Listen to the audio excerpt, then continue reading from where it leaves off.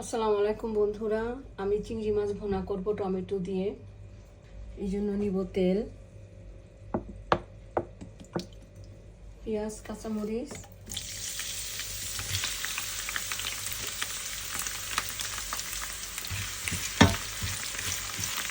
লবণ পরিমাণ মতো, আদা রসুন 2 চামচ, হলুদ, কারি, জিরা, ধনিয়া,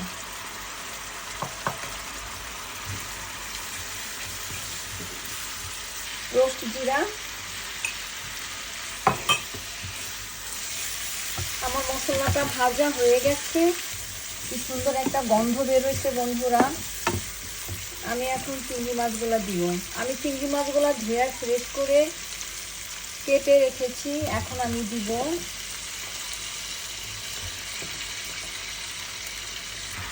আজ আমার ছেলের জন্মদিন, এই জন্য চিংড়ি মাছটা ভুনা করতেছি, কারণ ওর চিংড়ি মাছ ভুনাটা অনেক পছন্দ।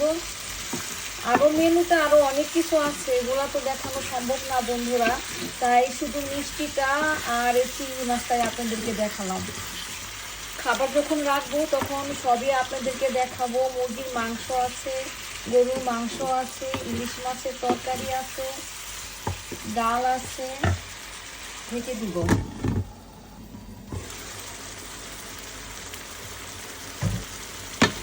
চিংড়ি মাছটা ভুনা হয়ে গেছে, এখন আমি পানি দিব।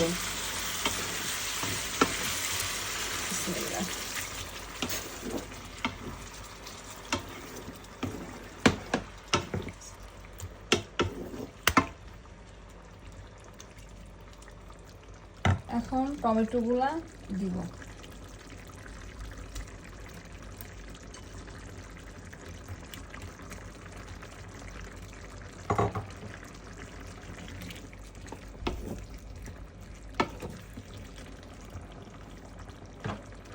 অর্ধেকটা ধনিয়া পাতা দিব।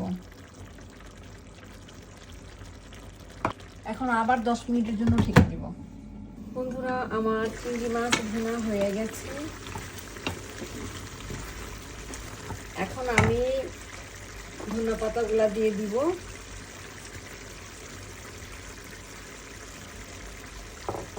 আর একটু রোস্ট জিরা দিব।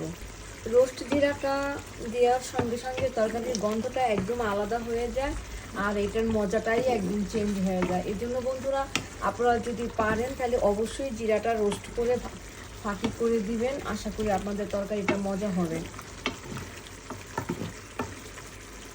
আমি এখন এটা ঢেলে দিব।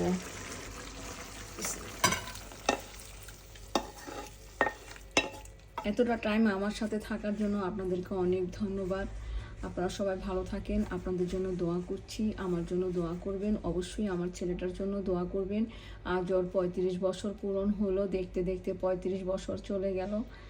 আমি হলে ফ্যামিলি হসপিটাল থেকে সেদিন ওকে নিয়ে আসলাম বাসায়, অথচ এখন 35 বছর হয়ে গেছে। আজকে স্বপ্নের মতো লাগতেছে আমার বাচ্চাটাকে। আপনারা সবাই ওর জন্য দোয়া করবেন, ভালো থাকেন, আমাদের জন্য দোয়া করবেন, আপনাদের জন্য দোয়া করছি। আল্লাহ হাফেজ।